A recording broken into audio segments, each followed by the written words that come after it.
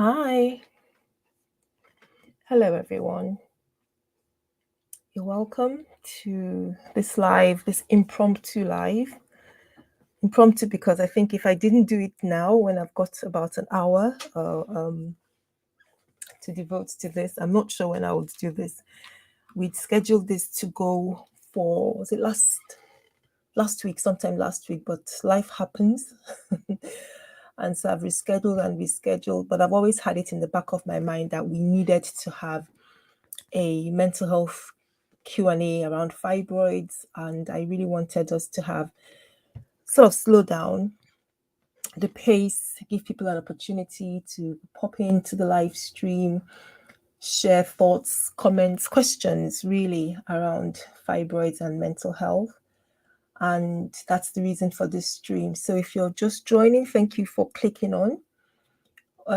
This whole week of July, I've had a goal and a vision to provide as much education as possible around fibroids. And I'm really glad that despite the challenges, we have managed to share a video every single day and share content across our different social media platforms and our website on some fibroid related topic or the other. So really, if you have fibroids, if you've just been diagnosed or you have been dealing with fibroids for months or years, you will find something in our arsenal, in our collection that you will learn from.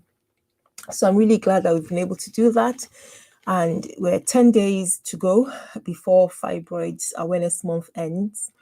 So I'm really pleased that we've been able to accomplish that. And I thought this was a good opportunity for us to sort of slow down a little. You've had my published videos, and this is an opportunity to just come in and do a bit of chit chat, answer questions or talk about experiences with regards to fibroids. So it's an off-camera day because I've been out today. I've had a clinic appointment myself, and thankfully everything's fine. But yeah, the doctor needs a doctor sometimes. So I've been out and back, and yeah, just wasn't in the mood really to get my kit on, get the makeup and everything on, for which I apologize. But you guys have loads and loads of videos where I've got myself nicely kitted up for you. So hopefully you will excuse me this time. But yeah, my name is Dr. Sylvia. Just realized I've been talking and not introduced myself. I'm Dr. Sylvia. I'm a general practitioner and a health educator. And AskAwayHealth is one place that is one safe space where we love to talk about women's bodies, women's health, but not just women's health and bodies, everything that surrounds your well-being. And so that could apply to your family health, your children's health, your parents' health, and so on. So as a general practitioner, I deal with a variety of different health conditions. So as a generalist, I am able to speak quite confidently on different medical conditions. But my main interest is in women's health and the impact of our world, our society on our health and our bodies. And I believe that one of the ways that we can overcome health challenges is understand the way the body works and move on from there. So that's the purpose of this channel.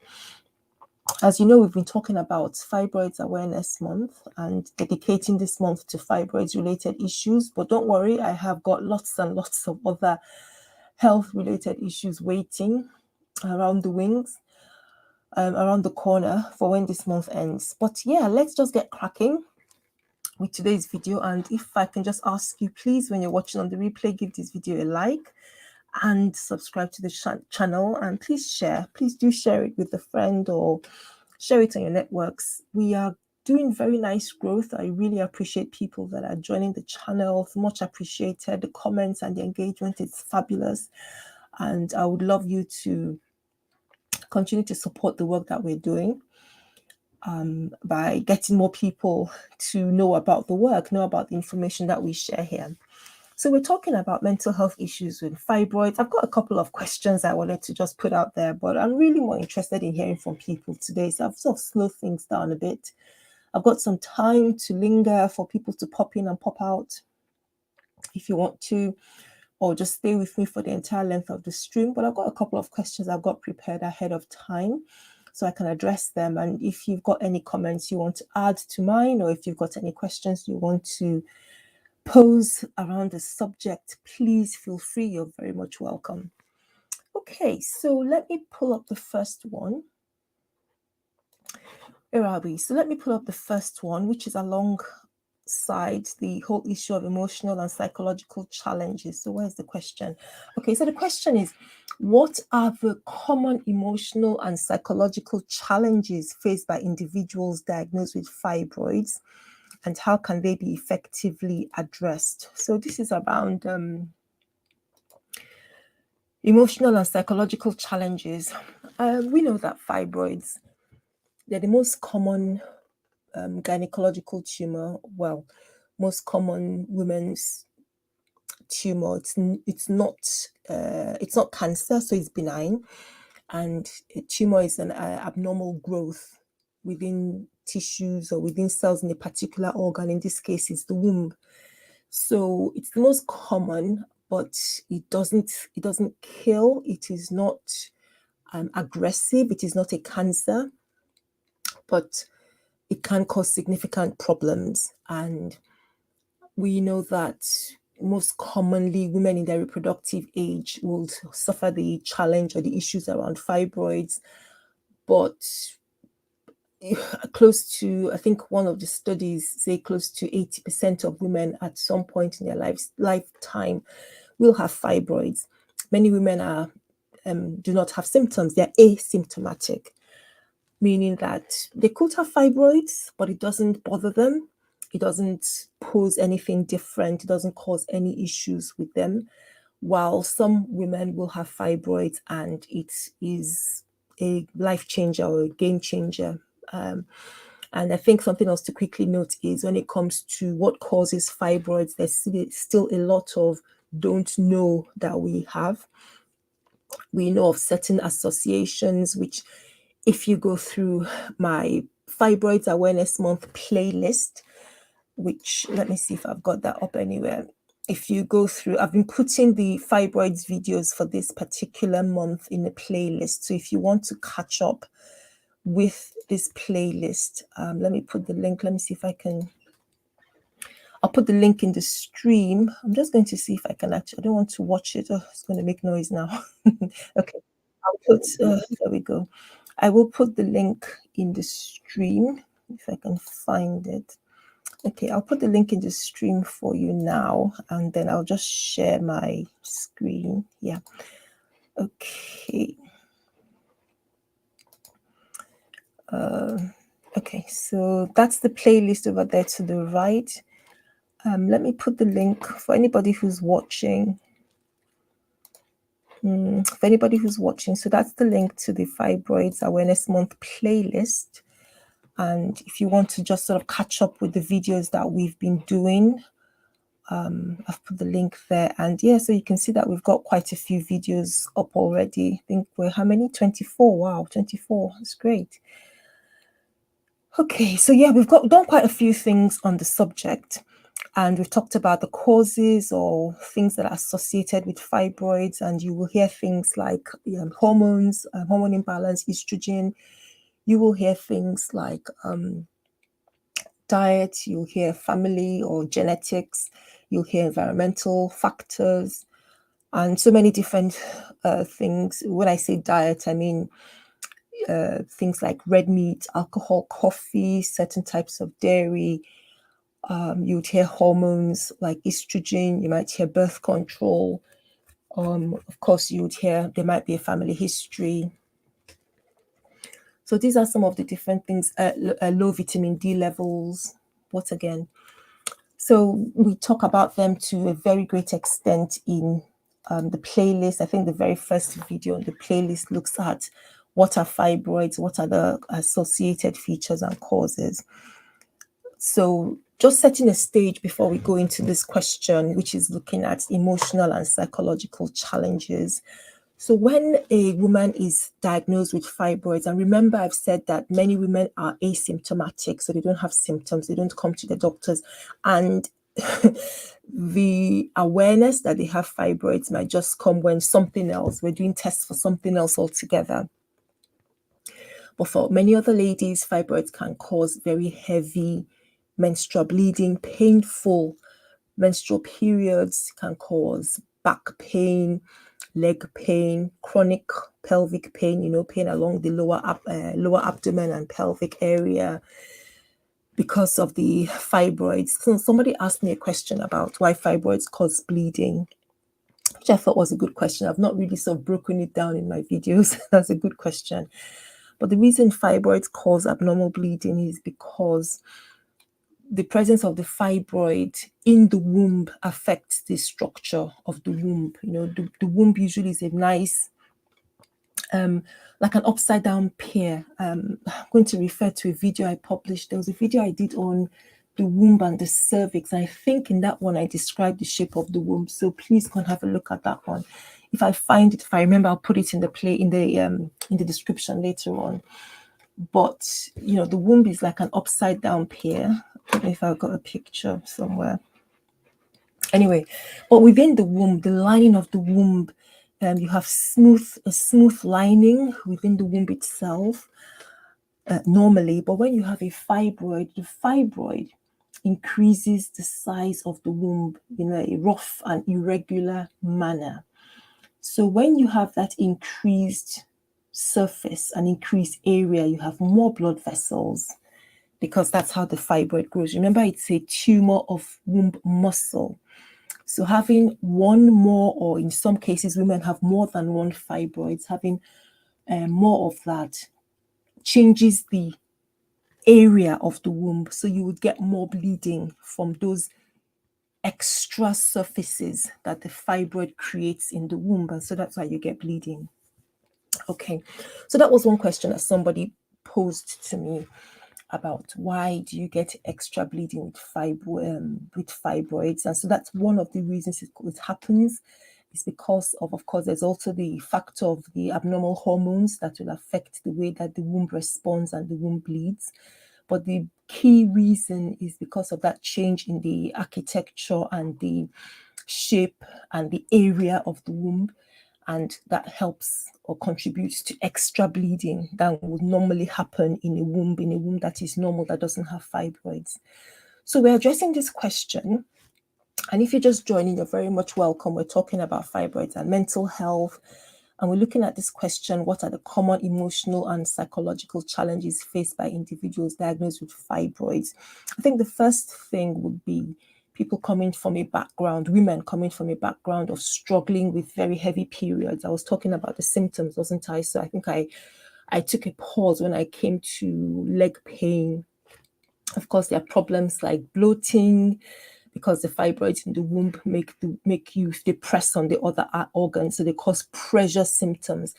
The womb with the fibroid becomes bulky, its size increases, so that's a narrow space within your pelvis, and the womb is right in between the bladder in front of it and the rectum, or which leads into the anus behind, and you've got bowel around it.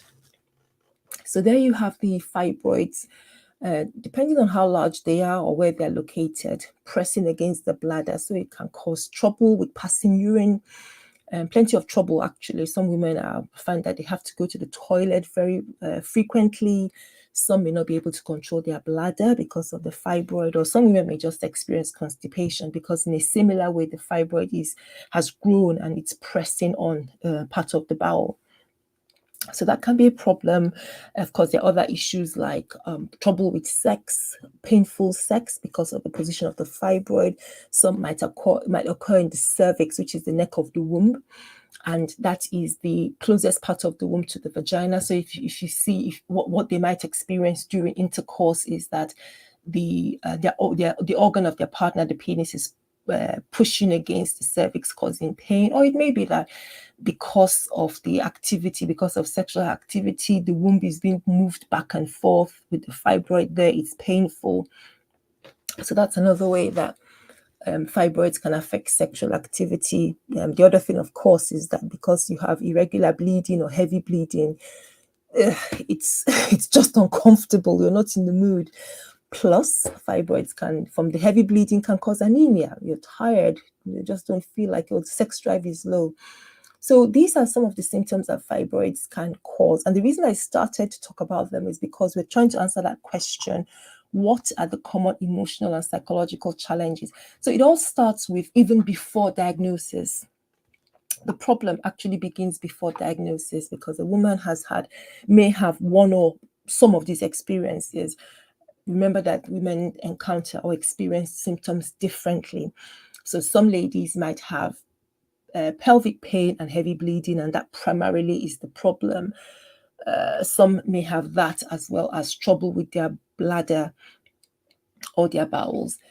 So it could be, or some might have that with back pain. So it could be a combination of different things. And that can set its toll. You have to adjust, so it's that mental adjustment that can lead to emotional and psychological problems or challenges, where you're questioning yourself, what's causing this problem? And especially in areas where there isn't much education about menstrual cycles and what to expect. And some people have, or some ladies have, the mindset of just get on with it, either because they're constrained by their culture or because they don't have access to help, clinical, what's the best way to say this now? Because they don't have access to a doctor, or perhaps they don't have any access to, for financial reasons, they don't have access to a healthcare provider, or there isn't one in their area. It could be different reasons. Thankfully, more and more education is going around about what menstrual cycles should be like for women, so that it's when somebody's experiencing heavy irregular bleeding, they are more likely to bring that to the attention of their doctor, and so we can get an early diagnosis. But yeah, many times women just go through these things and it takes a toll. They don't know why they're experiencing them. They just feel, oh, it's something I just need to live with. And so, of course, it affects them at home, and it potentially affects them at work and in business. So there is that anxiety, there is that frustration, just not being productive. And all that is even before a diagnosis comes. But what about when diagnosis happens? So when a woman goes and talks about her symptoms, usually the next step is to have a physical examination. Sometimes we can feel from the surface of the abdomen that maybe there's a bumpy womb here, or through a vaginal examination, maybe there's something, we can feel fibroid. But classically, of course, you would have a scan, a pelvic scan, ultrasound scan, that would tell us that there are fibroids here. And at this point, one of the symptoms I didn't talk about, not because it's not important, and I didn't leave it out intentionally, because it is quite important, is the issue with fertility, fibroids and fertility. And you need to go and listen to this excellent stream I held with my colleague, Dr. Tolu Adedipe, who is a gynecologist. And I think it was it last week? Let me have a look. I'll see if I can find that and share that, because that was such a great video that we collaborated on. She was on as our guest, and let me see if I can find it. And she was talking about infertility. So I'm going to share this with you. I will share the link as well. Let me see. How do I play this? Let me see if I can play it. And then I don't want to play it, but I'll just put it on. Just that you don't get the thumbnail. That's the problem. No, I don't want you to do this. No, thank you. Okay, let me get the link, and I'll put the link in the stream. And this is called, infertility woes. I just wanted the thumbnail to show. I'm not sure how to do it, but I'll put it on here for you to see. This is the one I'm talking about. So we called it Unlocking Fertility Secrets is the name of the video. Unlocking Fertility Secrets, Surprising Facts About Fibroids. And it's well worth a watch. This is the thumbnail here. Let me put the link for you in there. It says Unlocking. Oh, hang on. Let me just write this out. Unlocking fertility woes with Dr. Tolu. So if you're interested in that, I hope you go and check out that video because it's a bit long. But if you just leave it playing, we had a very sort of nice, gentle discussion about issues with fertility, and from her experience as a gynecologist, I thought the really good points that she put together. So I hope you have a look at it and some of the points that she made. One thing to take away was what she said about the direct impact of fibroids on fertility. The direct impact of fibroids on fertility between 1 to 3%. When you look at the causes of fertility problems or infertility or subfertility, whichever term you want to use, this is referring to people having a challenge falling pregnant as and when they want to. There's so many different causes, and Dr. Tolu went through a good number of them.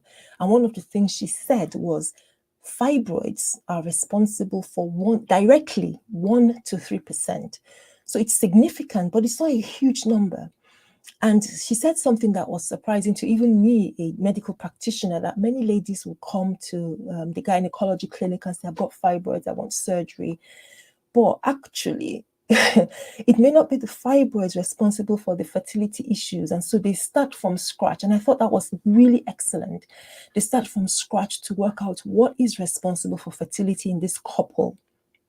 So many other things, because fibroids themselves are responsible for 1 to 3%. So you need to check that it's not something else. Remember, I told you that women could have fibroids and be asymptomatic, have no symptoms. So it's possible that they have fibroids, yes, but that's not what's causing the fertility issues. That's one. And then the second thing that was interesting in that discussion I had with Dr. Tolu is that you have to be very careful, because if you go ahead and you haven't checked for other causes of fertility in that particular couple, if you go ahead and assume that, oh, it's the fibroids, and you go ahead and rush in to operate, remember that operation itself carries possible complications. Even when you're being as careful as possible, when you're doing your best to avoid infection and bleeding and so on, that's excellent. But things like scar tissue or adhesions could happen. And by all means, the doctors do their best to reduce the risk of that happening. For example, they might put in a coil so that immediately after surgery, the risk of forming a scar tissue in the womb is reduced. But that is a potential challenge that a woman might have after surgery, and might complicate the fertility problem even more. Of course, there's also the issue of fibroids coming back, and that can happen fairly quickly after surgery, so that what the doctors will tell you is, look, you need to operate as soon as possible. Oh, sorry, not operate. You need to start your family. You need to start trying as soon as possible after you've recovered from the myomectomy. So there are things to think about. It's not just to rush into surgery. And I recommend you going to listen to that video. I've put the link here in the chat. And I've got somebody saying, hello, this is a question from Uluwashi. Samuel, if you don't want to for operation, is there any drugs that can work? Well, Uluwashi Samuel, thank you for your question. Welcome to the stream. I presume you're talking about fibroids and you don't want to have fibroid surgery. Is there any drugs that can work? Well, the drugs that are available depend on what exactly you're trying to achieve. So we have medication that can help with fibroid symptoms. We have medication that can help to shrink fibroids a little, but there are no medications that will completely remove fibroids. So it all depends on the woman. What is it that we're looking for at that point? Is she trying to have a family, and we have done the tests and concluded that the fibroids are what are responsible for her fertility issues? Then we'll be thinking about surgery to remove the fibroids. That is the categorical way to treat the fibroids. Bear in mind that they could still come back after some time, but if it is about taking care of a fibroid that is preventing pregnancy, then the treatment is removing the fibroid. But there are medications out there that could help with things like heavy bleeding. They could help with pain. So it depends on the symptoms that you're targeting, that you're looking at. Okay, if you're just joining, thank you so much for clicking on to the video. Really appreciate your joining me here today. I've had a few people popping in and out. We're talking about mental health issues around fibroids, and happy to take any questions or comments. We are trying to answer my first question, which is, what are the common emotional and psychological challenges faced by individuals with fibroids? I've talked about how these issues could come well before diagnosis, and it's dealing with the symptoms. So they can take their toll, cause mental health issues, anxiety, frustration, depression, and so on. But after the diagnosis, the question is, what's the next step? After the diagnosis, what's the treatment? And treatment would always depend on its individual. It can depend on what symptoms are causing problem, where are the fibroids, how many are they, are you struggling with fertility? Is that the main issue? Or is it symptom controlling the symptoms? So all that will determine the type of treatment that you can have. But I think some of the key emotional and psychological issues that women have are around delay in getting a diagnosis. Delay in getting the diagnosis, that's number one. And then two, the treatment. Just like this question from Oluwaseyi Samuel asking, if you don't want operation, are there any drugs? Because this is the dilemma. Of course, you would rather not want surgery if you can avoid it, because we know the complications of surgery. And if it's possible that there is some medication that would work, that might be a better option. But remember that medication can carry side effects. But there are other alternatives to treat fibroids, which we should be aware of. And again, on this playlist I've talked about, which is I've put the link earlier, but let me just repeat it in the chat. Oh, okay, so it's there. So that's the link for my fibroids awareness playlist, what we're talking about the whole of this month. And if you click on that link, it takes you to the playlist. You can just sort of leave it and, listen to it, or take your time, choose the topic or the area that you want to, you want to look at, you want to ask, or want some more information about.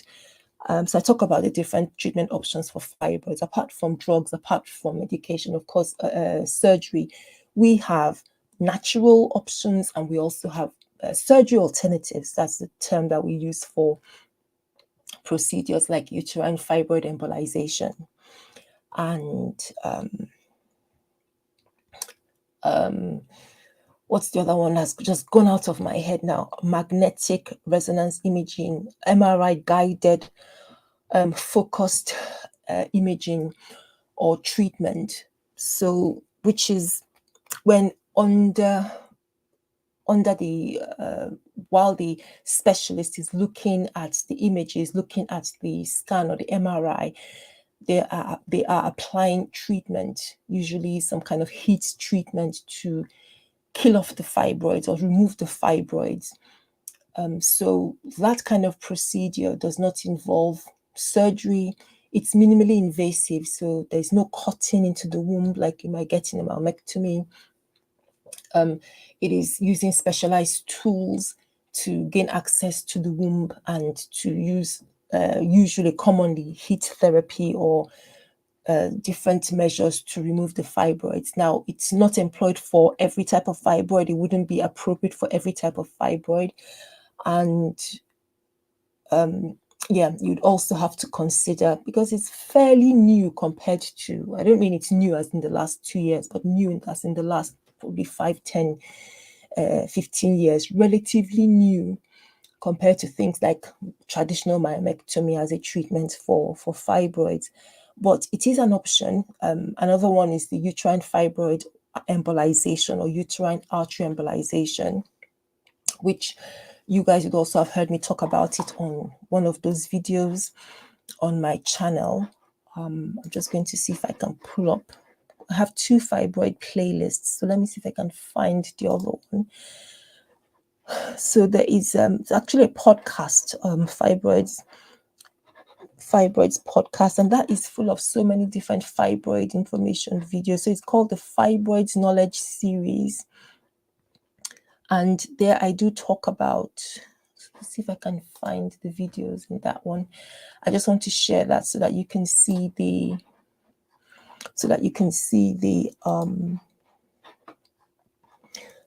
thumbnail. And if I can get the link, I will put the link in the chat. Give me a second while I just pull that up for you.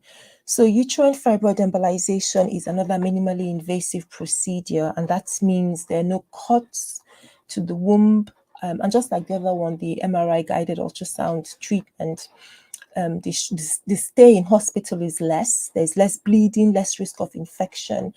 And what usually happens for uterine fibroid embolization is through one of your big blood vessels around the pelvis, around the groin, the specialist will gain access to the blood vessel that supplies the womb, and they will inject some material that will block the blood supply to parts of the womb where the fibroid is located.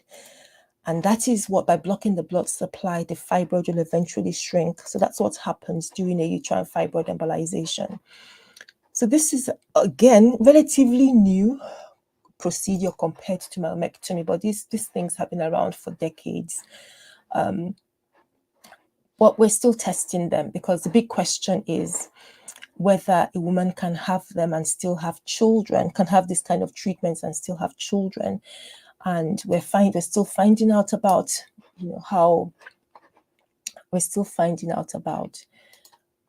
likely that is. Is this something that we can recommend for any woman who has fibroids and they are potentially affecting her fertility, but she does not want surgery? So there's still some work going on around that area. So let me just put that in the chat as well. So this is uterine fibroid embolization.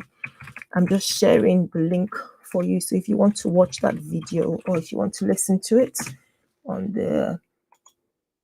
my second playlist, so that's going to be here for you.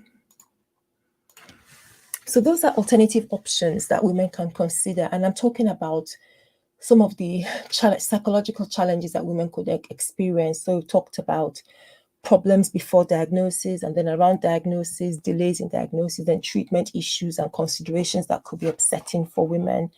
So this is the link for uterine fibroid embolization if you wanted to read about that. And if you wanted to watch this video, please feel free to click on it to watch. So here's a comment from Black Messiah. Hello, thank you so much for joining the stream. I told my PCP I was worried about taking ibuprofen forever, and guess what? She prescribed me 3+ months worth. I'm confused.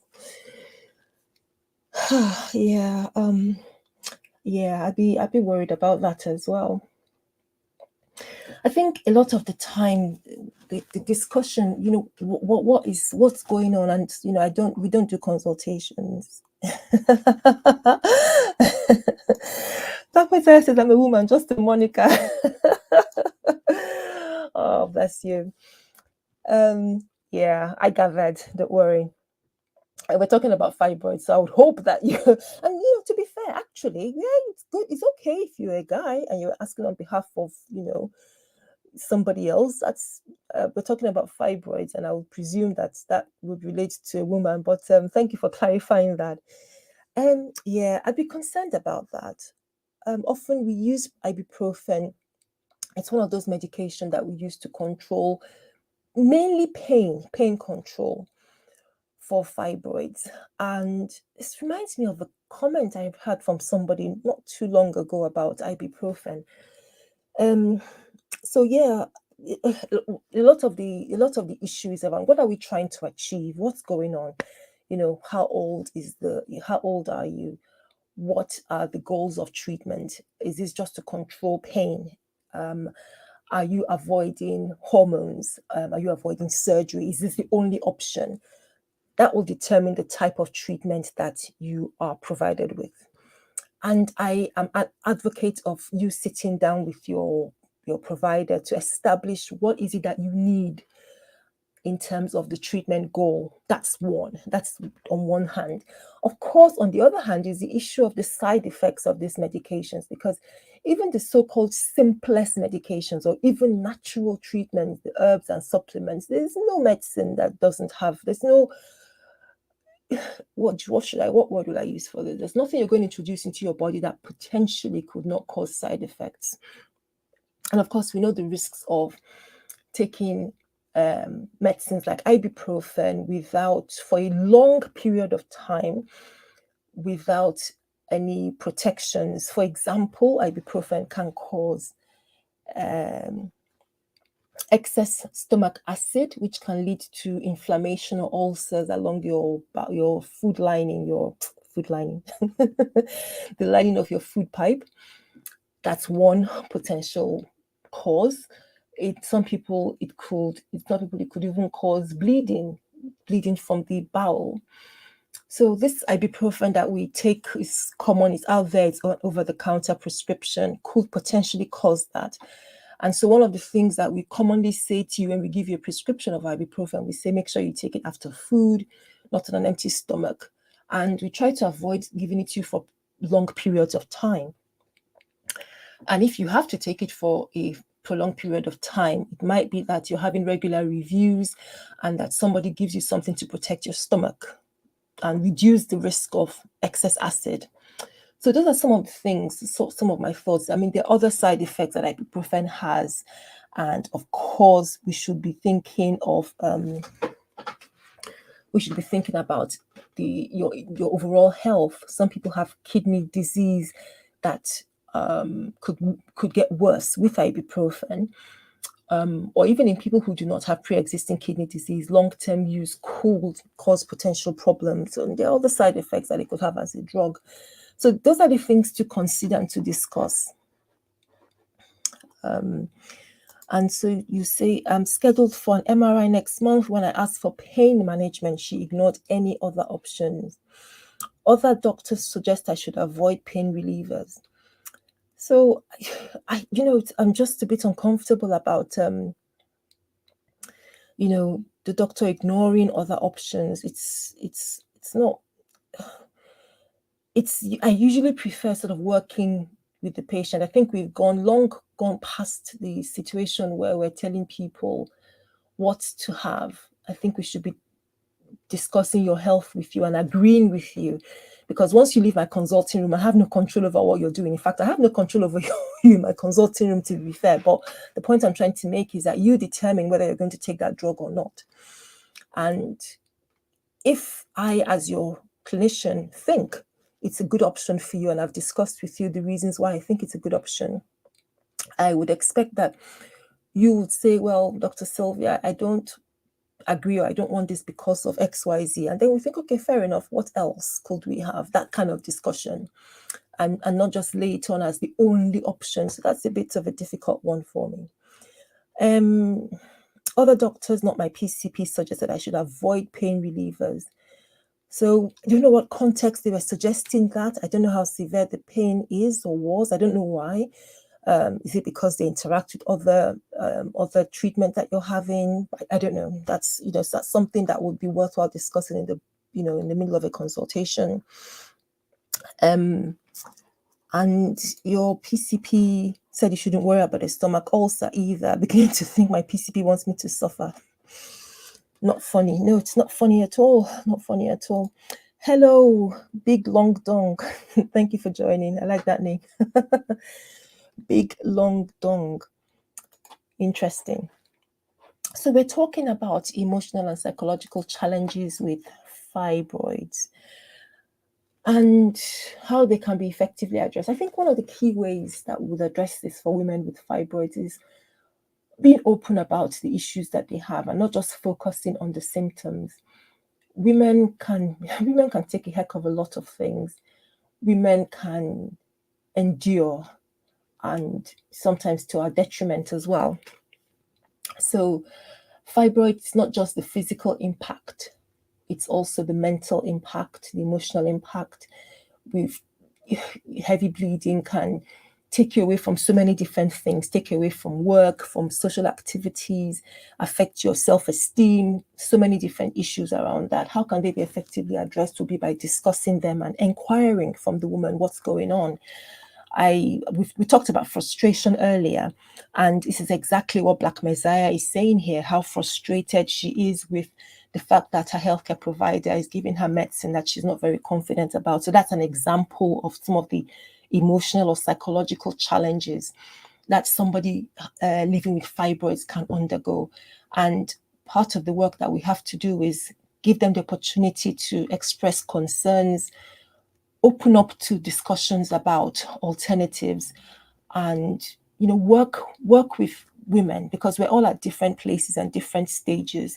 Work with people to be able to find the right solution for everybody.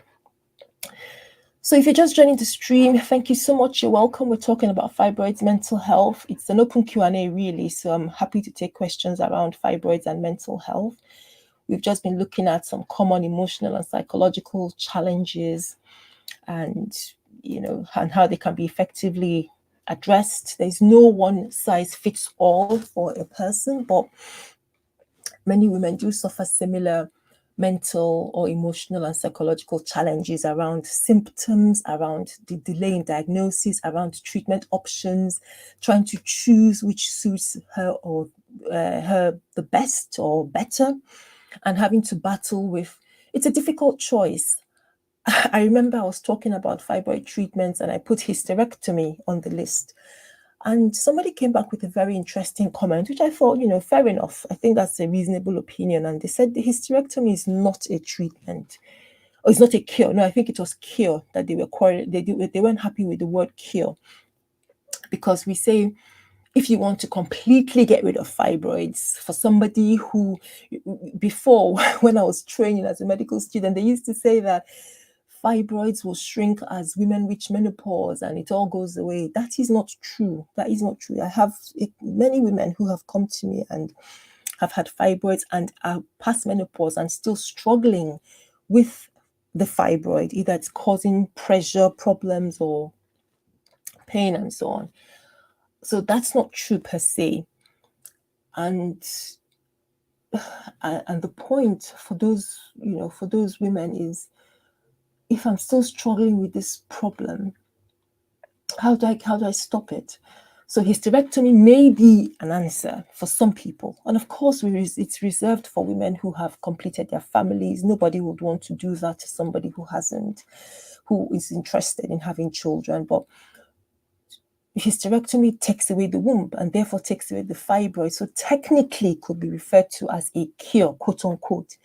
But yeah, somebody challenged that. And I think I understand where they're coming from, because their point was, well, how do you call that a cure when you're losing part of your body? And I was looking at it from the point of view that if you have such troublesome symptoms, very heavy bleeding, constant pain, being anemic, feeling tired, not able to just function, and then the opportunity to lose those symptoms by having that treatment comes, then that is a cure. That is a cure in one sense or the other, but their mindset was somehow different.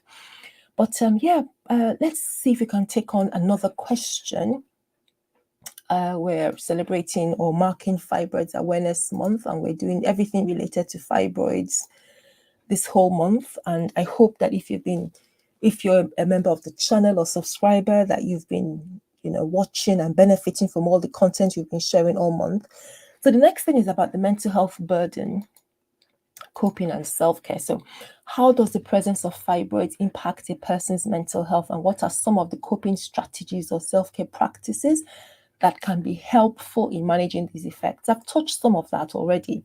Fibroids can affect a person's mental health. We've talked about just the presence of the symptoms, the toll they can take, sometimes for some women, the issues with getting a diagnosis, sometimes the issues with getting treatment, establishing treatment. Sometimes it's a problem with the treatment itself. The medication may have side effects. That could be an issue that people struggle with. That could be the particular treatment may not be, I'm trying to think of a word, but reference to myomectomy, which has a risk of the fibroids coming back. If the fibroids come back for some women, and I'll refer you to, I think it's one of the videos on types of myomectomy. I think it's that one. Let me just pull it up again. I'm just being particular to share the links to this, so if somebody's watching this on the replay, you don't get lost. Let me pull up the video on types of myomectomy, and I'll pop it in the live stream for you, because there I talked about, I talked about the risk of recurrence after myomectomy, and studies suggest, I think it's this one. So let me pull this up. I'll show you the thumbnail, then I will put the link. I'll put the link in the description. Let's not talk about. Okay. Right. So which myomectomy is right for you is the title of that video. Let me share my screen. Give me a second. So I'm going to share my screen so you will see the title of that. Is it that one? Yeah. Which myomectomy is right for you? So that's the video. That's the thumbnail here. And I'm just going to put the title. So which myomectomy? So this is for somebody who is wondering about myomectomy. You're thinking about it. I talk about the different types of myomectomy in that particular video, but I also talk a little bit about fibroids coming back. And some studies suggest that women could 15% within the first 12 to 18 months could get the fibroids going back. Yeah, it's that, what's the term now? Can be that quick. Not in everyone, of course, but 10 to 15% within the first 12 months. Of course, the longer the time, going down 3 years, 5 years, the number of women, the percentage of women goes up. That is. So what we're saying is that if you had 100 women who had a myomectomy this month, July, by the time you come back next year, July, August of next year, 10 to 15% of them might have fibroids coming back. After if they had myomectomy today or this month, by the time you come back a year later, 10 to 15 of them could have the fibroids going back. And then if you come back after 3 years, you might have a greater percentage. I can't remember the exact numbers, but I did talk about that in that video. So if you want to see now, so this is not something to scare you off myomectomy. That is the nature of fibroids, which we're still learning about. But I will remind you that Dr. Tolu, in that stream, in that video, which I've shared the link in the chat that I had with my colleague, said what they say to women is having a myomectomy is something that you plan with your doctor. So is it the right time? Are you ready now to have your baby? Because let everything be in place. You have the surgery, your partner is in place, you're ready to settle down and have your family, have your baby.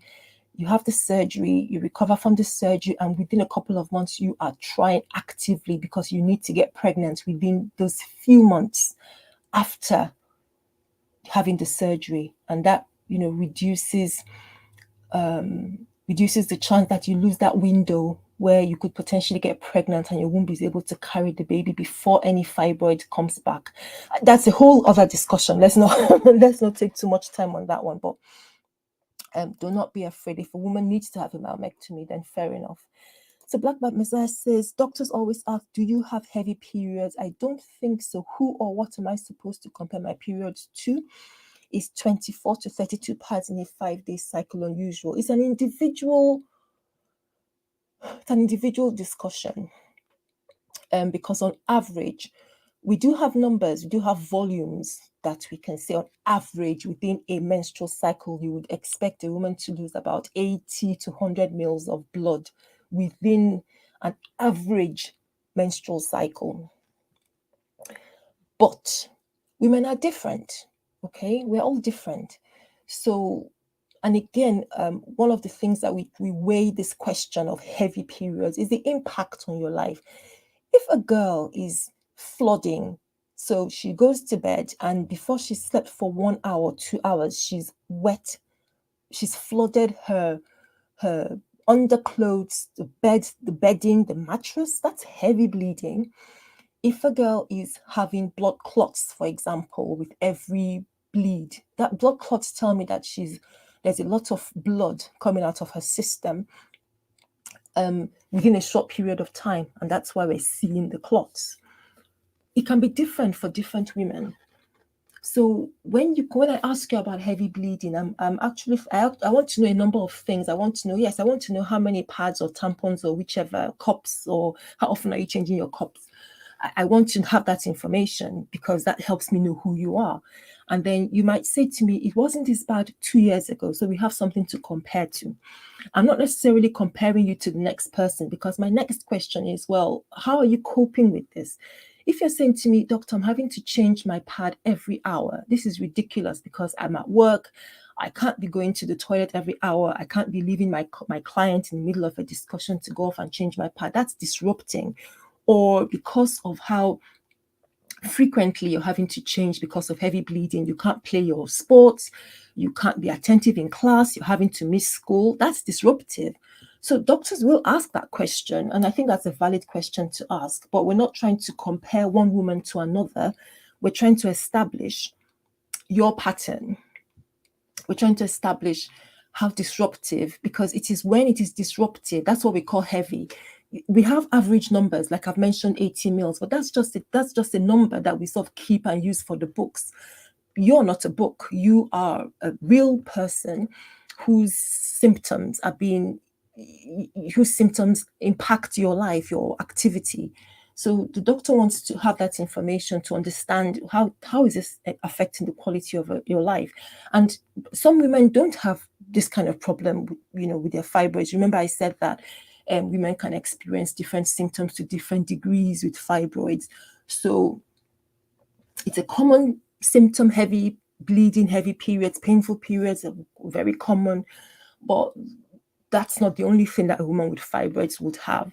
I think it's just important to clarify that. Don't forget, some women with fibroids don't even have symptoms. Okay, so we're talking about how fibroids impact a person's mental health. Yeah, so we've talked about low mood. I think one thing I've not mentioned, I think which is important, is your relationship, sexual function. And my last video talked about that, and I've got 8 different ways potentially that having fibroids could affect your sexuality, your intimate life. I've mentioned one of them already, which is being anemic and just having low libido, low sex drive, just not being in the mood, just not being interested. And the other one I think we don't talk about a lot is the body image thing, because some women have fibroids, and because the womb is so large with the fibroids, the term that we use is bulky, which is not a very nice word, but it just describes what the womb is like actually. So it's bulky, and it gives them the look or the appearance of somebody who's pregnant, for some women who have very large fibroids. And yeah, that doesn't do a lot for your confidence. It knocks your self-esteem. So, these are some of the ways that fibroids can affect a person's mental health and go ahead to affect things like their personal relationships or affect them at work and so on.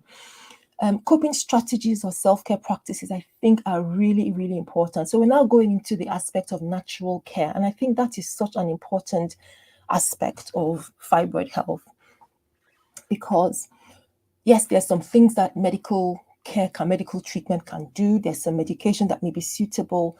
There's some surgery that that may be suitable. You can even go for the MRI guided treatment or the uterine fibroid embolization, UFE. You could go for those, but the other thing that you can do for yourself, which come under the umbrella of natural treatments, are also important, and they can be psychological therapies. It might be speaking to a counselor, and there are different ways of accessing a counselor. If you can't get one through your regular doctor, then there are online services. One that I've heard quite a lot of good things about is BetterHelp. Let me just put their link here. So it's an online therapy service, and this might just be not necessarily about curing the fibroids, but helping you to deal with the circumstance that you find yourself in, helping you to get your headspace in a better place. I can't find a good link. This is a very, very long link. Let me see if I can find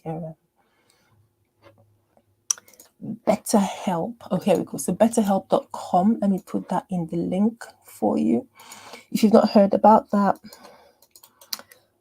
So this would be, let me just put online therapy. So this is for anybody who's watching this on the replay.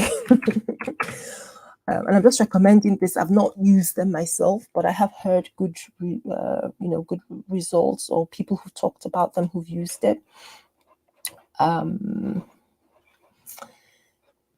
So that's one way, getting access to an online therapist. That could be a great way to talk through the issues, talk through the problems, address things like anxiety, address the apparent lack of control that you might feel, especially if a diagnosis is delayed, or if you're struggling with symptoms, they're not coming under control, or trouble with relationship. Therapy can help to talk through these things and put your mind in a better place to cope with the difficult challenges. And then self-help tools. I'm a really big fan of self-help, whether it's by reading or things like exercise, yoga. Of course, your diet is important. We've talked about at the beginning, I said that there's some association between diet and fibroids. Fibroids is still one of those things that we don't know all the causes, but we know that there's some association with red meat, excessive eating, too much red meat, low vitamin D, alcohol, smoking. So self-help will be looking at addressing your diet. It will be looking at, cutting down alcohol or stopping it, or stop smoking. Could be looking at weight loss, or just exercise therapy. So, and exercise therapy depends on what you're into. A walk, swimming, a group cardio class, because these things, apart from helping your overall health, they will help to increase or boost your body's endorphin production, and help to improve your mood and strengthen you, give you some moral. Is it moral? Is that the word I'm looking for? Give you some inner strength to cope with the challenge, the daily challenge of living with some of the complications that fibroids could cause. But there are a couple of good links from the NHS website. Oh, there's mindfulness. How did I forget that? Mindfulness, because we're so busy. Pressure from work, you're under deadlines, either from work or from school, or coping with your family, and sometimes getting yourself in a space where you're not worrying about those concerns. They are valid concerns, but they can take over and make you feel as if you're just going from one crisis to the other, one deadline to the other. So mindfulness, meditation is a practice. Prayer, for those who have their faith to rely on. These are ways that you can pause and, if you like, get off the wheel for some time. And then, if you like, recharge your batteries. So mindfulness is important. It helps mental well-being. Some people are able to do that using different apps. Some people practice yoga as a way to engage in mindfulness. It may be something that you want to try. Might be something can help with stress, anxiety, depression. Let me drop a link to the NHS mental health, self-help. Actually, let me just drop the link for the self-help, because that has a lot of recommendations for mindfulness, self-esteem, breathing exercises. I think this is really good. Let me just drop that in the comment section for you guys. So this is self-help strategies, and this is a link to the NHS site. Self-help or care strategies. Okay, self-help. And I think that would really help for people, especially if you're struggling with Yeah, especially if you're struggling with issues like diagnosis, feel as if you're not being listened to. And just to go back to something that Black Messiah was saying, oh, she sent another message. Says, great answer. I take tranexamic acid just to get them over with. Oh, bless you. I don't think my periods are unbearable. Okay, hopefully I'll go into menopause soon enough. Okay, fair enough. And there was something that you said, Black Messiah. You said something about, oh, it's gone out of my head now. Just I was going to relate it to something about self-help. Yes, so this issue, talking with your therapist and struggling, not being on the same page. I don't know if you guys listening also got that sense, or I was getting that sense that she didn't seem to be on the same page with her primary care provider. And that in itself is stressful. Because if you're going for a consultation, you feel as if they're not on your side, you feel as if it's you against them, which is not right. And I don't want to blame anybody. I just think it's difficult. It's even more difficult for a woman with fibroids, to have to contend with that as well.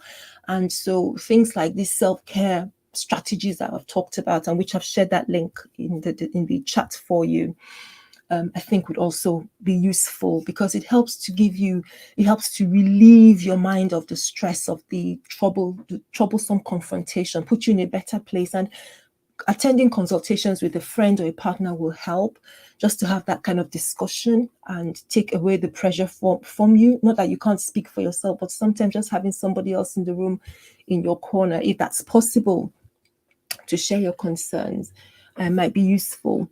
And excuse me. And yeah, I believe acupuncture works. I think I'll check it with my insurance company to see if they'll cover this. Any research on if acupuncture works for fibroid pain? It is useful. I'm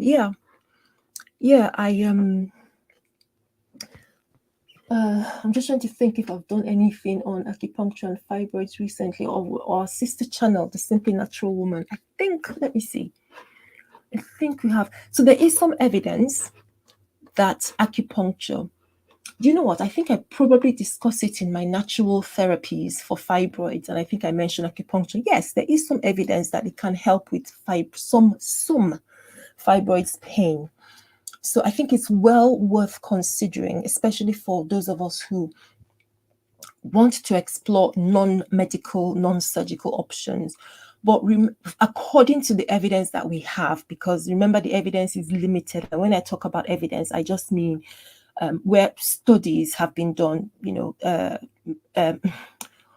research work where you take a group of people having a particular treatment and you compare them to a similar group of people who are not having that treatment, and you want to make a decision that does this particular treatment work. That's what I mean by studies, because that is what us scientists and medical professionals use to determine. That is what we use to make the policies and the guidelines. For example, in the NHS where I work, when we have different guidelines that we put in place for how we offer treatment to our patients, and they're based on the evidence of studies. We don't have too many of those for treatments like acupuncture. That is not saying that they don't work. It's just that we haven't got the evidence. The evidence suggests that for some women, things like acupuncture, castor oil packs can help with certain fibroid symptoms. It could be pain, pelvic pain, or back pain. There's no evidence that they can cure the fibroids. I want to be very careful to emphasize that for you. But if you do have access to that, and please make sure that if you're going for treatments like this, you're looking for somebody who is qualified, who is registered. It's really important that you're searching well to make sure that you put yourself in the hands of somebody who knows what they're doing, and also to check in with your regular doctor. One thing, I used to know somebody who didn't want to have medical treatment, didn't want to have hormones, and wanted to go the natural route with different therapies, herbs and supplements. And I respect that decision, but what I would encourage is, if you want to do this for maybe 3 or 4 months and then check in with your doctor, and is this getting better? Are you getting relief from this with this particular line of treatment? Is it helping? Those are the kind of questions that you want to ask. But it's not a war. your doctor isn't fighting you because you choose to go for natural therapy. As a doctor, we respect your wishes. We don't own your body. Our role is to share with you the information that we've been trained with, and say to you, this is what's up. These are the options. What do you think? What can you cope with? What, and help you decide what's best for you. And at that time, you might feel that what's best for you is natural. And of course, the doctor has the right and should say to you, well, if you go down this route, this might happen or that might happen. And it's about giving you the information you need to make the best decision. And I think that's really what's important. So there is some evidence for acupuncture. If you want to go down that route, I'll just recommend that you find somebody who's specialized in what they're doing, who's experienced, who's preferably registered. If you're going to go on a course of treatment to either get rid of symptoms or to try and shrink, if that's suggested, then how long is that treatment going to be for? When do you come back to your regular practitioner to either have another scan or just assess the progress? So don't just run away and don't just abandon your regular practitioner because you've given up or because they're only giving you or offering hormonal treatments. Please work hand in hand. These therapies can work hand in hand. Okay. I'm really sorry. It's a difficult place that you're in, Black Messiah. But thank you so much for sharing. And I'm really glad that you're saying that, because not because it's not a difficult place, but because it's the reality. It's some of the reality that women actually go through, and we can't run away from these things. These are the challenges that women could have. Okay, so we're supposed to be, let me see if I can deal with one more question, because I wanted this to be an hour stream, but we've been talking about mental health and fibroids. Thank you so much for clicking in. Thank you so much for those who've been commenting. I hope you've been liking the video. And if you've not subscribed, please do. I think I have time just to tackle one more issue, which is around risk factors or triggers. Are there any specific risk factors or triggers that may exacerbate mental health issues in individuals with fibroids? And what steps can be taken to minimize their impact? So that's a good question. Are there any specific risk factors? So there isn't any specific risk factor that's because of the fibroids. I'm just trying to, there isn't any specific risk factor because of the fibroids outside of the ones that we've talked about already. Remember that I've tried to put them in different boxes, and I don't want to just batch everything together, because it's a process. If somebody comes from developing these symptoms or experiencing these symptoms, whether it's, irregular periods or heavy periods or pelvic pain or trouble with fertility or backache or urinary problems, whatever. Somebody comes from dealing with these symptoms for a period of time, and then they come to a point of diagnosis. And I referenced the fact that some women can have a difficult experience with diagnosis. It might take a long time to get diagnosis. Thankfully, that is not so common in many areas, but I know it's still a problem in some. Then there is, by the time diagnosis comes, you talk about treatment, then you go for the treatment, potential side effects, and so on. So there are different points where women will encounter different issues, and those issues could be anxiety, frustration, struggling with issues at work, problems with body image, and depression. So any of these things could happen along the journey. And something that Black Messiah talked about, this issue with her practitioner, that sort of back and forth that doesn't seem to be going in the way that she hoped, that could be a trigger for somebody who suffers with anxiety, for example, or somebody who has some other mental health problem like depression. It could make it worse. And the other thing is, another example is anemia, the anemia that comes from having heavy blood loss with fibroids, could, because it makes you more tired, you get into that vicious cycle if you're already struggling with depression, problems with motivation. experiencing blood loss and becoming anemic could make that worse. So that's something else that could trigger, which is why it's important that you have regular reviews with your healthcare provider to monitor your blood. We talked about, one of the comments here was about tranexamic acid, which is one of those other medicines. It's not hormonal, but it's one of those medicines that helps in controlling symptoms of heavy bleeding with fibroids. So there are some of those issues that are related to the fibroid, not directly from the fibroid, but related to the fact that it's present, that could worsen mental health issues.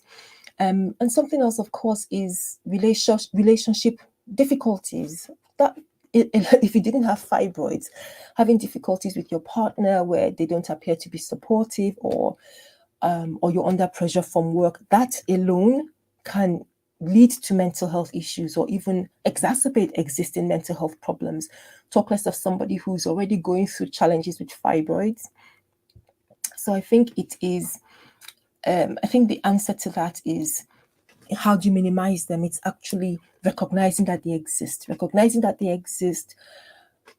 and working with those around you, working with your partner, working with your healthcare provider, trying to get as much information about the condition, which is why the whole reason that I've dedicated the whole month of July to providing as much information around fibroids, so that women have the education they need about this condition. What we know, there's so much that we don't know, but we do know, quite a bit, and, getting women to have as much information as they need to make the right decisions. So that's what I would recommend, would be how best to deal with those risk factors or triggers, recognizing that it could potentially affect a woman's mental health. So I think we've gone past an hour now, which I was hoping that we could do an hour, and I'm so glad that I've had a couple of people drop in. Thank you so much to Black Messiah for your input. This is really amazing contribution to the stream. Thank you so much. Thank you to Oluwase Samuel as well for your earlier question and comment. Much appreciated. I'm going to be wrapping things up. And if you're watching on the replay, please have a look in the chat section, because we've put some links. If I can, I will put, I'm just thinking, if I can, I will put them in the description as well, because I think we talked about different videos that I've done in the last few weeks. Although beforehand, I've had a fibroids playlist for as long as this channel has been on, because I've always been interested in talking about fibroids and unpacking issues around fibroids. So please have a look. Black Messiah, you're welcome. If I was married, I would have had a procedure. Intercourse is extremely uncomfortable. Yeah, that's true. That's true. That is one of the challenges with having fibroids, and something that we shouldn't walk away. So pain during sex, yeah. You're absolutely welcome. I'm really grateful that you were kind enough to share your thoughts, and I think other people watching this would also realize that they're not alone and there are potential answers. And guys, let me use this opportunity as well to talk about our email health information service, because I know that people might have questions that they want to ask. Clearly, I cannot consult on YouTube, and for many reasons, one of the most important being that I don't have the information that will be useful to be able to provide you detailed information. So it's not something that I would do. And of course, to be your provider, to be your provider, to be important. I'm trying to share, hang on a second. I'm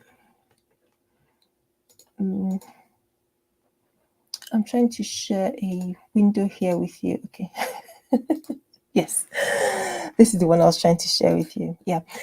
So the point I'm trying to make is, I can't do consultations on YouTube, but I know that many people have questions and you would like to get a second opinion, which is fine. But we have the email health information service. That's a service that we developed for people who want to ask questions.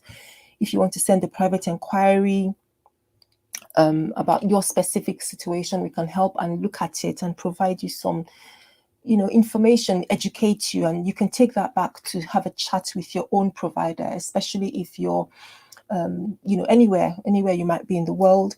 If you wanted a face-to-face chat, there's also the digital concierge service that's available. So there are different ways that we can provide some support to help you navigate whatever issues that you're having with your healthcare.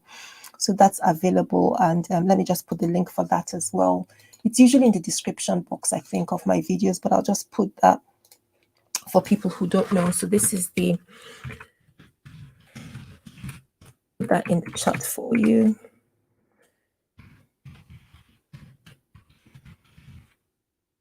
That's our information service. And you can use that, and it is a paid service, which does help us to continue to do the work that we do, helps us to support the website, helps us to support the different clinicians who take their time to help us put material together. So yeah, if you need to use that, please go ahead, and hopefully we can provide some support for you. So that's the link to our email health information service. It is in the chat section. Okay, guys, wow, thank you so very much. We've had a very long chat. We've looked at fibroids and mental health. I think we've had a good discussion, and thank you so much to those that joined and those that commented. To everyone who's listening, I hope you found it useful. I'm going to put it to a close now, and yeah, look out for more videos coming for the remainder of this month on fibroids. We're going to continue, and of course, as you know, fibroids is an issue that women have. We shall continue to discuss them. That's not a problem. But yeah, as we come away from July, we're looking at making sure that our community newsletters start going off again. So just in case you didn't know, the website is AskAwayHealth.org, and you can join the membership community.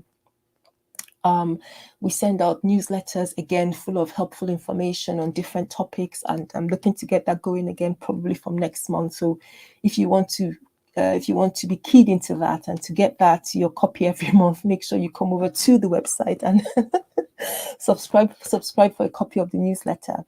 But yes, I hope that the rest of your day goes well. Please check out the videos coming out tomorrow, which I can't remember the topic of that one, forgive me, but the one that came out yesterday is on fibroid sexuality. So have a look at that.